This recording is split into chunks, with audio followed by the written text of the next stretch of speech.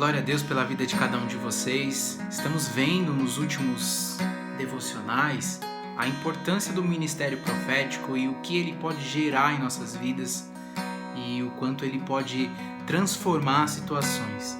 O ministério profético automaticamente nos leva a vivenciar milagres, e milagres são coisas que só vivem aqueles que realmente, aqueles que de fato creem no sobrenatural, creem de fato no poder, na majestade e na glória de Deus sobre a vida de cada um de nós. E todos nós somos chamados a viver milagres, todos nós somos chamados a caminhar nesse sobrenatural e nessa atmosfera profética. Então, em nome de Jesus, que o Espírito Santo possa nos avivar, possa trazer algo dentro de nós, possa gerar algo dentro de nós.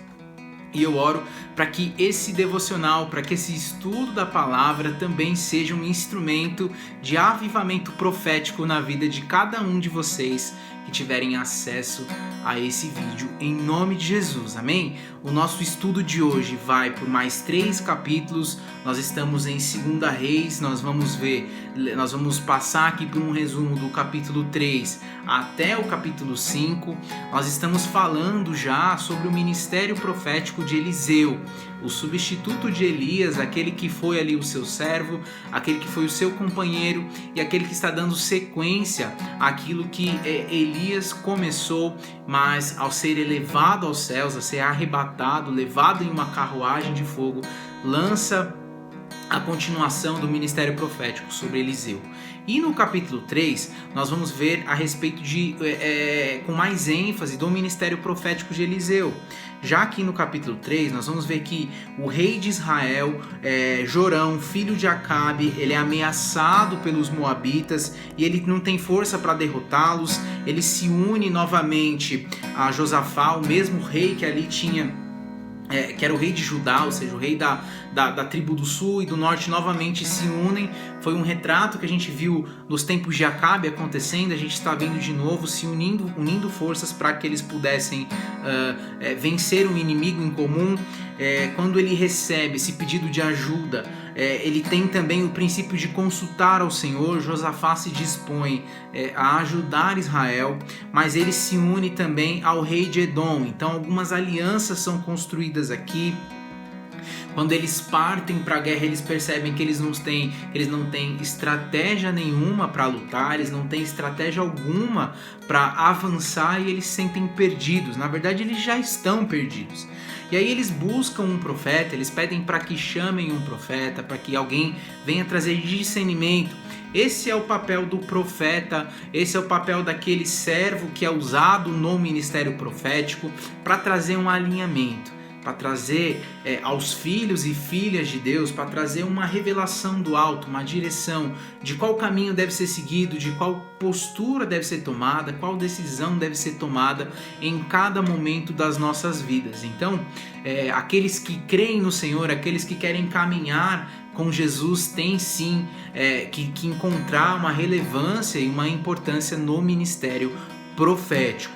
Eliseu aparece nessa história, ele é mencionado, eles vão ao encontro de Eliseu e é exatamente quando eles se encontram diante dele que ele denuncia também a impiedade, ele denuncia o pecado de Jorão, filho de Acabe. Ele aceita consultar ao Senhor por causa do pedido de Josafá, alguém que tinha ali uma postura mais agradável aos olhos de Deus. Eles, se não fossem dessa forma, eles partiriam sem respostas, partiriam perdidos e obviamente eles estariam ali derrotados.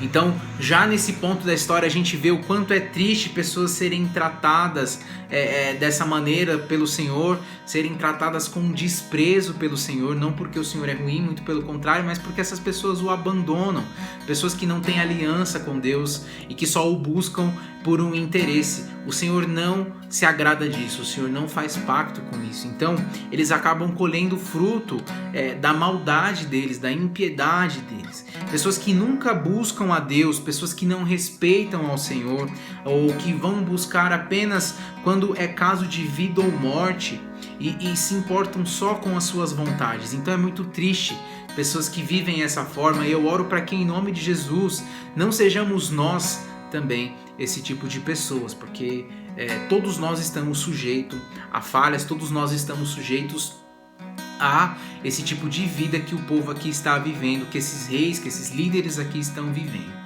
Então, diante desse cenário, aparece sim na continuação da história uma estratégia de Deus. Eliseu pede que trouxessem a ele, que levassem até ele um instrumentista, alguém que fosse ali um músico. E aí nós vemos a importância que a música tem em nossas vidas, a importância da adoração na vida de um servo de Deus, a importância de buscarmos na presença de Deus em adoração respostas. A palavra de Deus diz que Deus habita em meio aos louvores. A função desse instrumentista aqui seria trazer a serenidade, trazer a paz, trazer um estado de espírito. E aí nós entendemos aqui também, podemos fazer até alusão a uma adoração profética, porque a adoração e a profecia elas se completam. Um ambiente profético é gerado em adoração. Eliseu entende isso, ele aprende isso com Elias ali no seu momento mais importante no ministério, ao lutar contra os profetas, contra 900 profetas, é o que a palavra nos diz. A primeira atitude dele foi restaurar o altar, restaurar o lugar onde sacrifícios eram feitos, ou seja, ele restaura a adoração. Davi restaura a adoração, e aí nós estamos vendo a importância de adorar ao Senhor.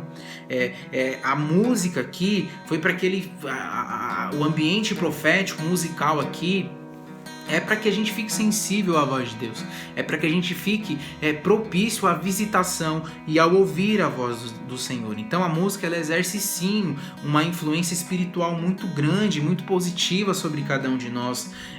Então olha a importância talvez de avaliarmos aquilo que a gente tem escutado, aquilo que a gente tem colocado, aquilo que a gente tem adentrado aos nossos corações, adentrado à nossa alma, através dos nossos ouvidos, através da música. Que tipo de coisas nós temos ouvido, que tipo de música e tudo mais nós temos ouvido, o que nós temos alimentado o nosso coração e o nosso espírito.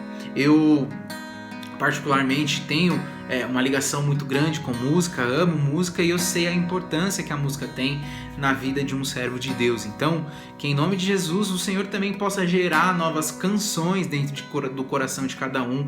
Nós não precisamos de música, nós não precisamos ser instrumentistas ou os melhores cantores ou os melhores músicos para poder adorá-lo. A nossa vida faz parte sim de um cenário, de um ambiente de adoração a Deus, então que esse ambiente seja instaurado em nossas vidas também. E era exatamente isso que Eliseu queria aqui nesse momento, atrair a presença do Senhor para perto dele, atrair a visitação de Deus. Eu creio que não há nada melhor do que atrair a visitação de Deus. Então ele usa desse ambiente profético, ele nos ensina que para sermos visitados pelo Senhor nós temos que preparar o ambiente, nós temos que preparar o cenário para que venha a visitação do Senhor sobre nós. A Bíblia diz aqui que instantes depois disso tudo, desse ambiente ser gerado, desse ambiente ser proporcionado, desse ambiente ser construído, a mão do Senhor vem sobre ele e ele profetiza. E aí ele deu a estratégia que os reis deveriam usar na batalha. Ele disse aqui que o Senhor faria para eles, o que o Senhor faria para dar a vitória a eles. Então perceba aí a importância de criar um ambiente profético. E realmente as palavras que ele diz, as palavras que ele lança, as palavras que ele derrama ali, a profecia e tudo mais, o ambiente profético que ele gera surte grande efeito, surte um fruto, eles vencem a batalha. E antes então, eu entendo aqui, eu trago isso para a minha vida, eu quero liberar isso sobre vocês que estão assistindo, para que a gente possa, antes de cada batalha, seja qual for a batalha da tua vida, seja qual for a batalha do teu momento agora, que antes de irmos para a batalha, antes de entrarmos no campo de guerra, a gente possa gerar esse ambiente profético. Eu creio que, assim como nós lemos ali na história da queda do muro de Jericó, as nossas maiores batalhas elas são vencidas e são travadas no ambiente profético, e a adoração é talvez uma das maiores formas que a gente possa vencer. E Deus quer se revelar, Deus vai se revelar no meio desse ambiente profético, no meio desse ambiente de adoração, onde ele é adorado, ele se sente bem, e onde ele se sente bem ele permanece, e é onde permanece que há um derramar sobrenatural da parte de Deus. Então, que isso seja gerado em nossas vidas. No capítulo 4, Eliseu vai começar aqui, a Bíblia vai nos mostrar uma série de milagres. Então já no capítulo 4, é um capítulo abundante aqui, marcado pelo poder de Deus na vida de Eliseu. Nós vemos a relevância desse cara aqui. Nós vamos ver intervenções maravilhosas do Senhor. Nós vamos ver aqui que Deus vai fazendo muitas coisas através da vida de Eliseu nesse momento.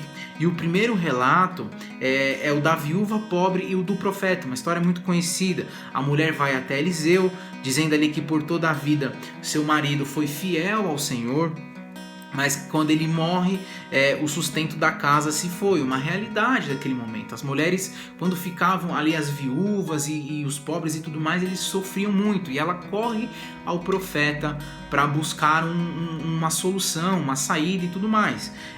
As dívidas dela começaram a crescer muito, a ponto ali de que as pessoas que a cobrassem, começaram a ameaçar de levar os seus 2 filhos como escravos para quitar os débitos que ela tinha. Então você imagina o cenário desesperador que essa mulher tem. Ela vai até Eliseu com esperança de que ele pudesse ajudar, que ele pudesse resolver. O Eliseu, ele pergunta ali, o profeta pergunta o que ela tem em casa. Ela responde uma coisa que é muito óbvia, ela está com dificuldade, talvez é um cenário óbvio aqui. E muitas vezes o cenário de milagres, os cenários propícios a milagres são cenários de completo pavor para quem está vivendo. O cenário ideal para o milagre muitas vezes é um cenário desesperador para aquele que vive. É um cenário de muita tristeza, é um cenário de desespero, é um cenário de medo, é um cenário de ameaças muitas vezes, é um cenário onde você não encontra soluções, e é esse exato momento onde o sobrenatural de Deus se manifesta. A palavra de Deus diz aqui, o próprio Jesus diz que a força dele se manifesta nas nossas fraquezas. É exatamente no momento onde a gente não tem mais o que fazer, nossas mãos estão atadas, mas os nossos joelhos não. E é nesse momento onde a gente se prostra, é nesse momento onde a gente cria esse ambiente profético de adoração e a visitação de Deus vem. Porque olha o que acontece, ela responde que ela não tem nada a não ser uma botija de azeite. E Eliseu ordena que ela vá ali por toda a vizinhança pegando quantas vasilhas ela pudesse. Em seguida, essa mulher ela deve se trancar em casa, ela deve se fechar no ambiente e com a botija que tem azeite ela deve encher as outras até que todas estejam cheias. Parece loucura, mas o sobrenatural de Deus é loucura. E ela faz conforme a palavra de Eliseu. Ela crê, ela segue, ela confia. E quantos de nós não vive o sobrenatural, não vive o milagre por não acreditar, por não confiar ou por limitar aquilo que o Senhor está falando? Nós não precisamos entender o sobrenatural, nós precisamos vivê-lo. Aquele que crê vive, aquele que tenta entender passa despercebido, muitas vezes pode até perder o tempo da visitação de Deus nesse sentido. Então, a palavra vai nos dizer que todas as vasilhas, e foram muitas vasilhas dela, foram cheias com azeite que havia em apenas uma delas. Então, o que eu entendo nisso e o que eu recebo aqui no meu espírito e quero também liberar para vocês? O milagre, o sobrenatural, seja ele uma visitação por cura, seja ele uma visitação por uma provisão, seja ela espiritual, financeira, sentimental, enfim, eu não sei qual é o milagre que cada um de vocês precisa, mas a provisão de Deus, ela não depende dos meus recursos, ela depende da minha fé, ela depende da minha obediência, ela depende do meu cumprimento em detrimento a uma palavra profética que o Senhor libera sobre nossas vidas para aquela situação. Então, essa mulher, ela não tinha nada, ela tinha muita pressão, ela tinha muitas dívidas, estavam querendo roubar, tomar até os seus filhos, e ela crê na palavra profética que é liberada, ela cumpre um decreto, ainda que parecesse loucura, ela cumpre, ela não questiona, ela vai à frente, ela não se preocupa com o que vão pensar, ela sai buscando o quanto de vasilhas ela precisa e ela recebe o sobrenatural. Deus não nos transforma quando nós estamos parados, mas sim em movimento. E esse milagre dessa multiplicação acontece exatamente nessa transição. Eu creio que o milagre, a visitação do sobrenatural de Deus, ela faz parte de uma transição entre o crer, o obedecer e o agir. Então, é muito importante que nós aprendamos e trazemos isso para a nossa vida. Eliseu, ele volta ele volta ali, ele diz ali que para ela vender o azeite, pagar a dívida com o restante do dinheiro, enfim, ele dá uma solução e algumas lições importantes aqui. A primeira, a atitude da mulher em não se conformar com a miséria que ela tinha, não aceitar, não se fazer vítima do seu momento, não se fazer vítima da sua dificuldade, e sim ir buscar ao Senhor, que é quem realmente pode nos ajudar. O segundo ponto é que Deus é poderoso para usar o pouco que temos. Deus não precisa, como eu disse aqui, Deus não precisa das minhas muitas condições, Ele faz muito com pouco. Terceira condição, esteja com o coração aberto à direção de Deus, esteja com o coração aberto a receber e obedecer o que Deus está querendo dizer, que já tem a ver também com a quarta lição que eu aprendo com essa história, ou seja, siga a direção de Deus. Por mais estranha, por mais maluca que pareça, siga. A quinta lição é que Deus é um Deus multiplicador, um Deus abundante, um Deus que não faz um milagre por pouca coisa. Deus, ele vem e ele transborda. A visitação de Deus nos enche, não para que a gente esteja cheio e reter, mas para que a gente transborde, porque transbordando a gente também abençoa aquilo e aqueles que estão ao nosso redor. A sexta lição que eu tiro dessa lição é: Deus sempre supre as necessidades reais, mesmo em contextos contraditórios. Deus nunca deixa que falte aquilo que a gente realmente precisa. Deus sempre vem com a provisão daquilo que nós precisamos, e muitas vezes nós nos confundimos com aquilo que nós queremos, mas não precisamos. Deus, ele supre aquilo que nos é necessário. E o sétimo, ele honra a memória, ele honra aqueles que são seus servos fiéis, porque Eliseu aqui também foi um homem de Deus, um instrumento para honrar a vida de um homem que havia falecido, mas que a vida inteira foi fiel ao Senhor. E aí uma outra parte desse capítulo vai falar sobre a mulher sunamita.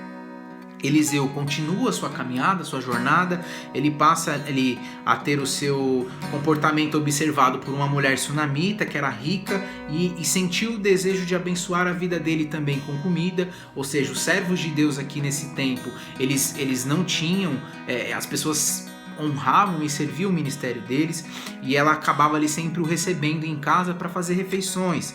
Passa um tempo, a Bíblia vai nos contar aqui que passa um tempo, ela conversa com seu marido sobre a ideia de fazer um quarto onde Eliseu pudesse ali se abrigar naquele lugar, repousar, orar. O marido consente, faz, o honra com esse lugar de descanso. Quando a Bíblia vai nos contando aqui que quando tudo estava pronto, Eliseu pede a Geazi, ali, o seu ajudante, para perguntar a essa mulher ali se ela gostaria de receber algo como forma de gratidão pelo acolhimento que eles tinham dado a ele. Ela responde que não. Geazi, ele percebe, entretanto, que essa mulher ela não tinha filhos, ele leva isso a Eliseu. Vale lembrar que naquele tempo, mulheres que não tinham filhos eram vistas assim de uma maneira muito ruim, muito contraditória. Elas sofriam em muitos casos por isso, um certo preconceito e tudo mais. E Eliseu acaba profetizando que no tempo de Deus, isso é muito importante, no tempo de Deus ela iria gerar um filho.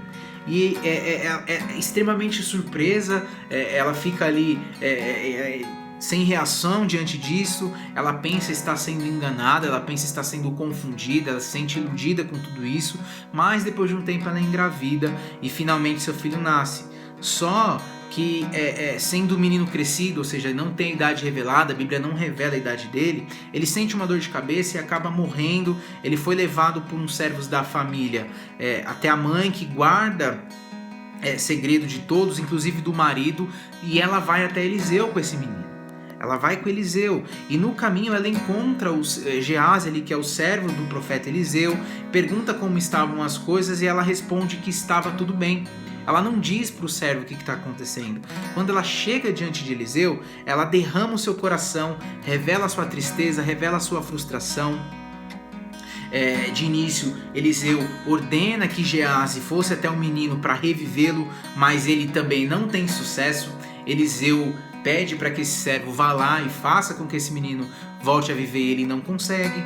O próprio Eliseu vai até esse menino e o profeta, a Bíblia diz que Eliseu ora e em seguida, por 2 vezes ele se deita, ele se lança sobre o menino e o filho da mulher ali sunamita volta a viver. Então nós estamos vendo aqui mais uma vez o ministério profético agindo para trazer restauração, para trazer ressurreição, para trazer aqui um teaser, um sinal, um mel na boca daqueles que creem na realidade da ressurreição que a gente vai ver se concretizando com maestria na figura de Jesus Cristo.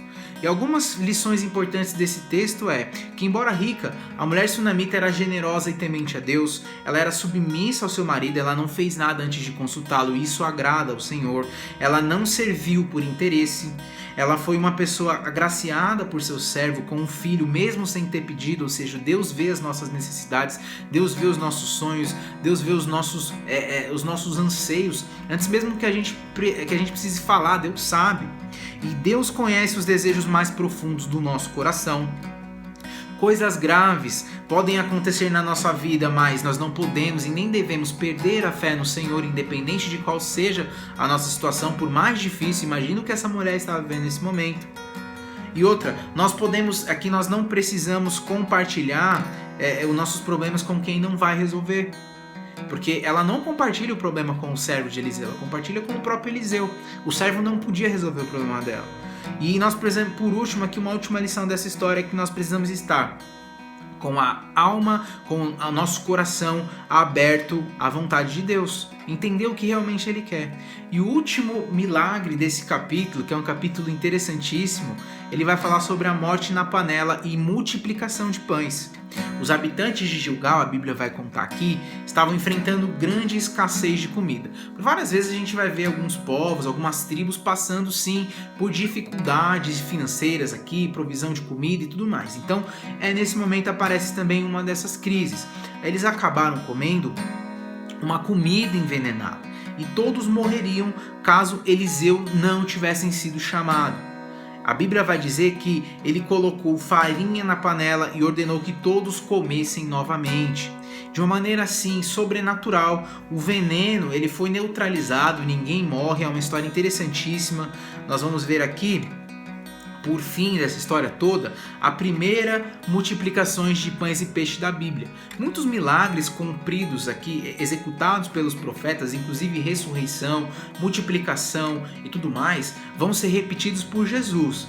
Por quê? Jesus é o cumprimento de toda a palavra, de toda a profecia, tudo se cumpre em Jesus, tudo inicia nele e termina nele. Então, todos esses milagres que estão sendo gerados, tudo que está acontecendo, vai acontecer também através da vida de Jesus Cristo. A Bíblia vai dizer para nós que foram trazidos a Eliseu 20 pães e ele ordena que fosse distribuído a todo o povo. O servo de Eliseu questiona como isso seria possível. Haviam muitas pessoas, como 20 pães serviriam esse povo? Eram apenas 20 pães, eram muitas pessoas. Mesmo assim, ele obedece e tendo feito ali a obediência, todo o povo tirou pães do cesto até se fartarem e ainda sobra muitos pães. Então, nós vemos aqui que Deus ele transforma morte em vida, muito em pouco. Nossos dias o Senhor também continua fazendo isso, afinal de contas os milagres de Jesus não deixaram de acontecer. Jesus ainda promove muitos milagres, Jesus ainda promove muitas curas, há muitas experiências onde os cegos veem, os coxos andam e as pessoas estão revivendo de maneira espiritual e física também. Há vida em Jesus, há milagres em Jesus, há transformações e há ainda provisões, muitas multiplicações. E o nosso último capítulo de hoje, o capítulo 5, vai falar sobre a cura de Naamã, o leproso. Vale lembrar que a lepra naquele tempo era uma doença que não tinha cura, que era muito difícil, essas pessoas viviam isoladas, eram como se elas fossem uma escória da sociedade, elas tinham que ficar totalmente afastadas, muitos morriam nesse contexto. E aqui no capítulo 5, nós vamos ver o relato da história de Naamã, o sírio. Um importante general do exército da Síria, era um homem querido, respeitado e usado por Deus. A Bíblia já no versículo 1 descreve-o dessa forma. Apesar de todo o sucesso de vida, ele tinha lepra, ele teve lepra ali, uma doença incurável. Então ele passa assim a ter que viver afastado, embora fosse um homem poderoso e muito querido, adorado por muitos ali naquele contexto, ele vai ser também tratado agora como um problema. A Bíblia vai nos dizer que uma menina israelita que era serva da mulher dele, fala ao profeta Eliseu, fala do profeta Eliseu e garante que ele seria capaz de curar Naamã. Então, quando eles ficam sabendo disso, Naamã se enche de esperança e ele vai até Eliseu, ele consegue ir até Eliseu.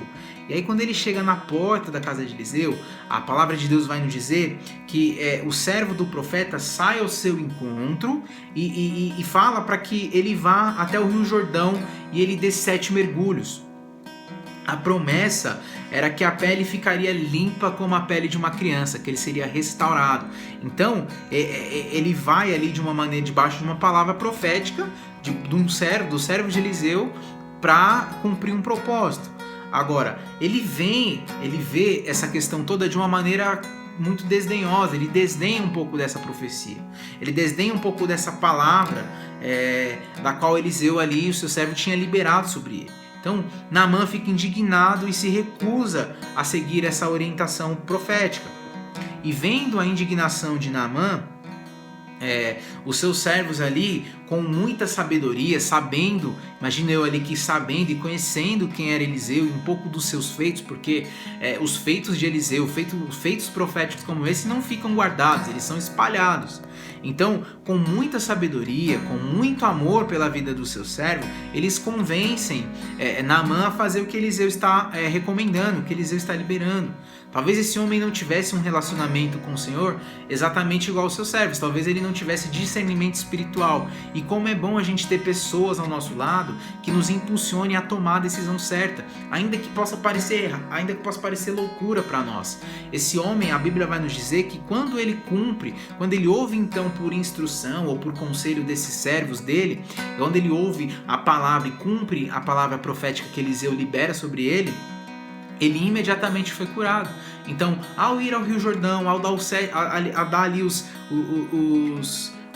mergulhos, como a palavra de Eliseu tinha falado aqui, tinha sido direcionada a ele se cura.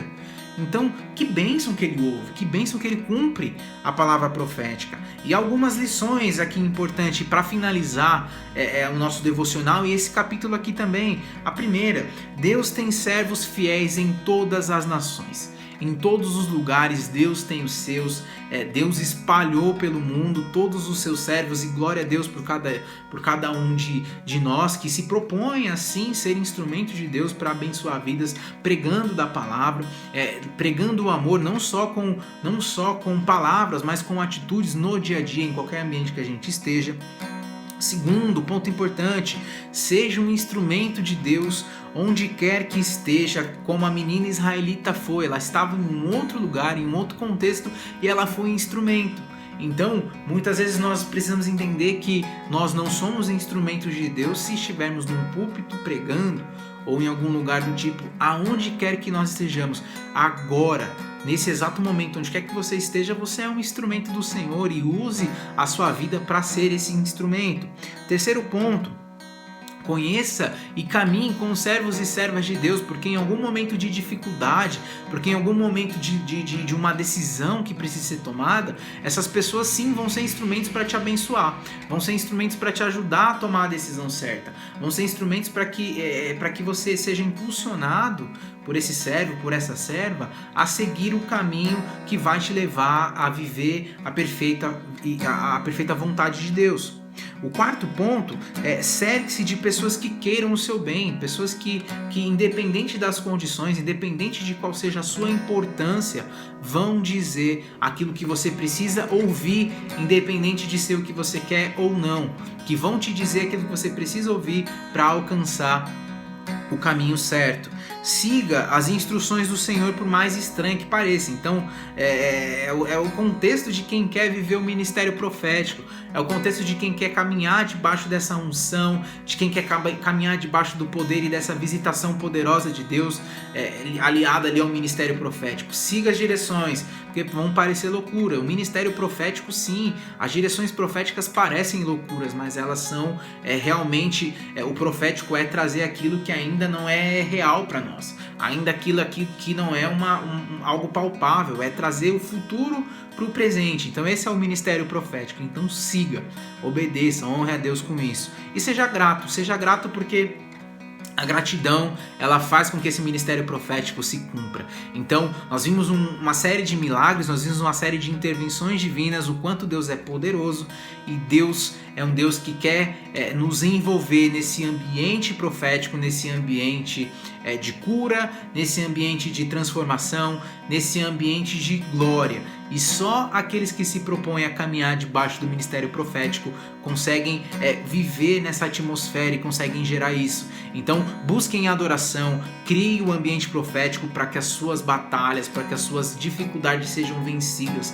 Crie esse ambiente profético em louvores, em adoração, em palavras de rendição, em oração, em santificação, em busca da palavra, em leitura, em conteúdos que te levem a mais perto do Senhor, em nome de Jesus, e que venha assim um derramar profético na vida de cada um de vocês. Eu abençoo a vida de vocês em nome de Jesus.